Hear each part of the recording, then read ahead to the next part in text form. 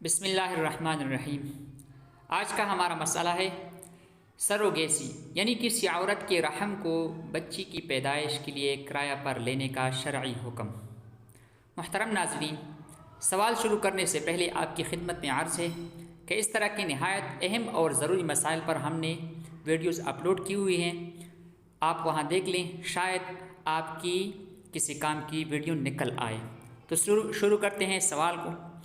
سوال میں ایک سائل کہتا ہے، مفتی صاحب، اسلام میں سروگیسی مدر، وہ عورت جو کسی اور عورت کی خاطر مصنوعی تخم ریزی کے ذریعے نطفہ قبول کرتی ہے، اس کا کیا حکم ہے؟ کیا یہ شرعاً جائز عمل ہے؟ جواب: واضح رہے کہ خالق کائنات نے انسان کو اپنی حکمت کے ساتھ اچھے ڈھانچے میں ضرورت کی تمام چیزیں دے کر پیدا فرمایا ہے، اور انسانیت کی تخلیق کے لیے نکاح کو حلال اور پاکیزہ طریقہ تجویز فرمایا ہے، جو کہ انسانی نسب کے تحفظ اور بقا کا ضامن ہے۔ اللہ رب العزت نے اولاد کی حصول کے سلسلے میں بیویوں کو بمنزلہ کھیت قرار دیا ہے اور ارشاد فرمایا، نساؤکم حرث لکم فأتوا حرثکم انا شئتم۔ ترجمہ: تمہاری عورتیں تمہاری کھیتیاں ہیں، جس طرح چاہو ان کے پاس جاؤ۔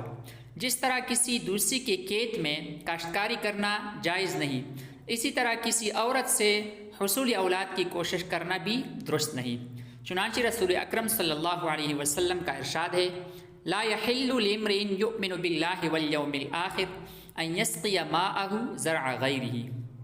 ترجمہ: جو شخص اللہ پر اور روز آخرت پر یقین رکھتا ہے، اس کے لیے حلال نہیں ہے کہ اپنا پانی یعنی مادہ منویہ دوسری کے کھیت یعنی اجنبی خاتون میں ڈالے۔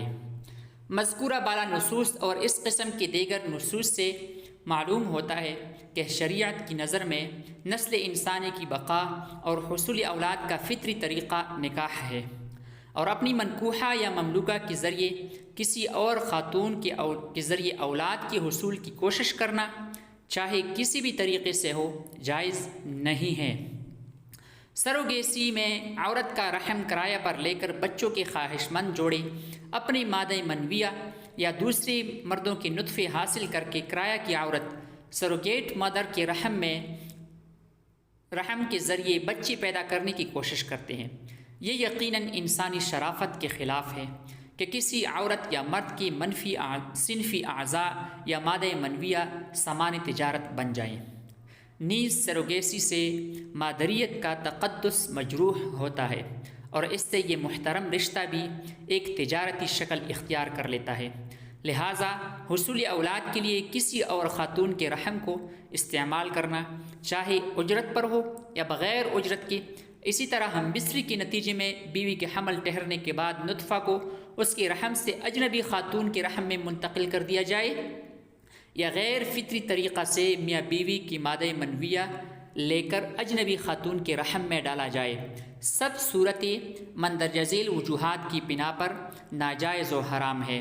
پہلی وجہ یہ ہے کہ اس مقصد کے لیے جس اجنبی خاتون کی خدمات حاصل کی جائیں گی، وہ اس شخص کی منکوحہ نہیں ہوگی، جبکہ اپنی منکوحہ یا مملوکہ کے علاوہ کسی اجنبیہ سے حصول اولاد کی کوشش کرنا شرعاً جائز، شرعاً ممنوع ہے۔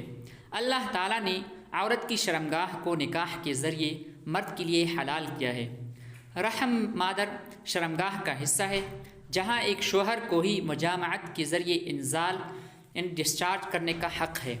دوسری عورت کی بچہ دانی میں کسی غیر مرد کا نطفہ داخل کرنا صریح زنا تو نہیں، مگر زنا کے مشابہ ضرور ہے۔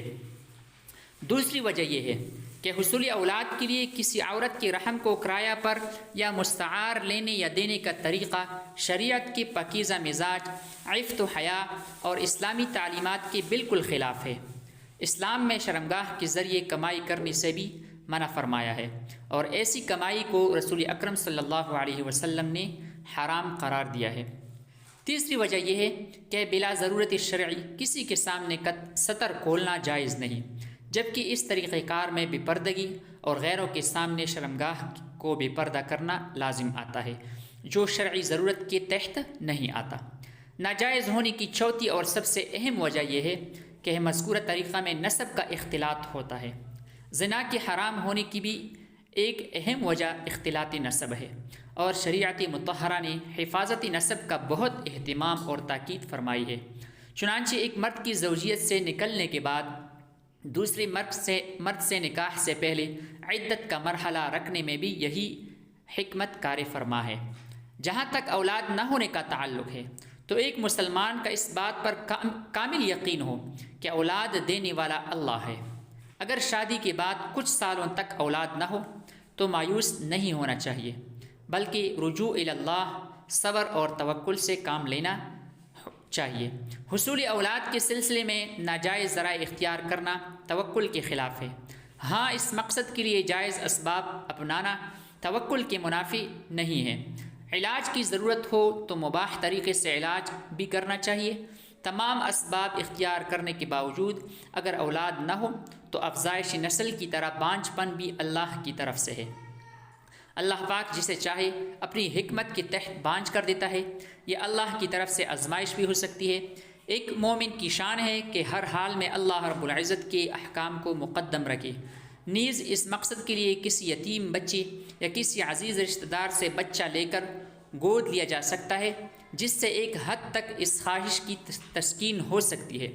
لہٰذا ایسی موقع پر اس غیر فطری اور غیر شرعی طریقے پر کسی عورت کا اپنے شوہر کے علاوہ کسی اور کے نطفے کو اپنے رحم میں رکھوانا اور اس طریقے سے حصول اولاد کی کوشش کرنا ناجائز، حرام اور مقاصد شریعت کے خلاف ہے، جس سے اجتناب لازم ہے۔ واللہ تعالی اعلم۔